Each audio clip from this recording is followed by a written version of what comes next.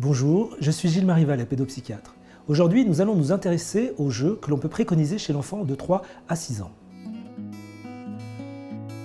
L'enfant évolue avec ses jeux et ses jouets sont les témoins de son évolution.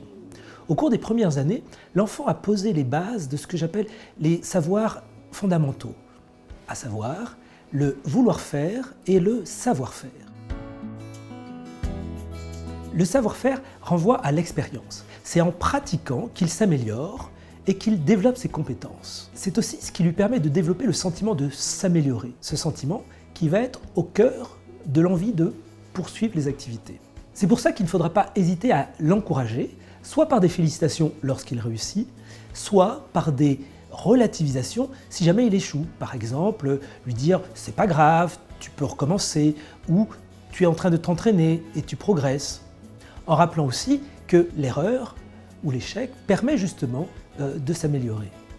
La répétition est donc essentielle, elle passe beaucoup mieux par le jeu et ça peut être intéressant de lui rappeler que justement on a le droit de se tromper et que c'est l'erreur qui permet de se corriger et de s'améliorer. Il accède ainsi à cet autre savoir essentiel qui est le savoir-être. Il comprend notamment qu'il lui est possible de faire certaines choses dans certains endroits qui vont être à l'inverse interdites dans d'autres, de même que certaines règles à appliquer, à l'école par exemple, on lève le doigt pour parler, ne sont pas des règles valables à la maison. Il apprend ainsi aussi à devenir élève et à distinguer ce qu'il est possible de faire à la maison ou en cours de récréation. L'entrée à l'école lui permet également d'élargir son horizon, initialement limité à la cellule familiale. Là, il découvre qu'il existe d'autres familles avec d'autres modes de vie, comme il existe d'autres pays, d'autres mondes.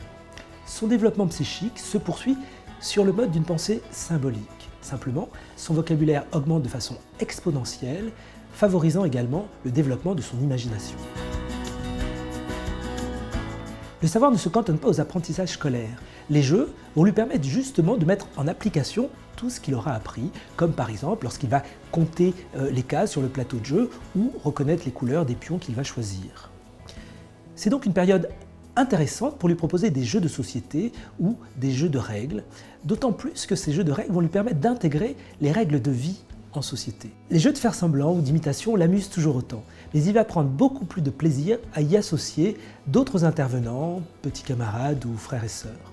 Il aura plaisir à jouer au docteur, au papa et à la maman, ou à proposer par exemple « toi tu serais la maîtresse et moi je serais l'élève ». Les jeux de vie au quotidien, où l'enfant recrée des situations ordinaires mais en les agrémentant de son imaginaire, sont très utiles pour développer son sens des échanges et des interactions avec les autres enfants, mais également pour lui permettre de mettre en application tout ce qu'il apprend à l'école. Les jeux de marchand ou marchande, par exemple, lui permettent de compter ou d'apprendre à rendre la monnaie, de même qu'il aura du plaisir à jouer aux pompiers ou à toutes sortes de jeux qui vont lui permettre de trouver des solutions à un problème donné. C'est aussi la période où vous pouvez les encourager à jouer aux jeux de société simples comme le loto, le memory, le loup, qui vont leur permettre à la fois de jouer ensemble et de mettre à profit tout ce qu'ils apprennent à l'école, tout en développant leur capacité d'attention et de concentration. Les jeux moteurs ou d'extérieur sont bien sûr à ne pas négliger, d'autant qu'il va commencer à apprendre à faire du vélo et de la patinette. On encouragera aussi les jeux collectifs, ceux qu'il pourra faire à la récréation, chat glacé ou jeux de cache-cache, de même que les jeux de ballon qu'il pourra aussi faire en club, puisque c'est le moment où on peut commencer à l'inscrire. Dans cette tranche d'âge, il devient difficile d'éviter les jeux vidéo. Ceci dit, ils peuvent être tout à fait intéressants lorsqu'ils se font support des apprentissages. Pour cela, peut-être est-il nécessaire de poser quelques règles indispensables.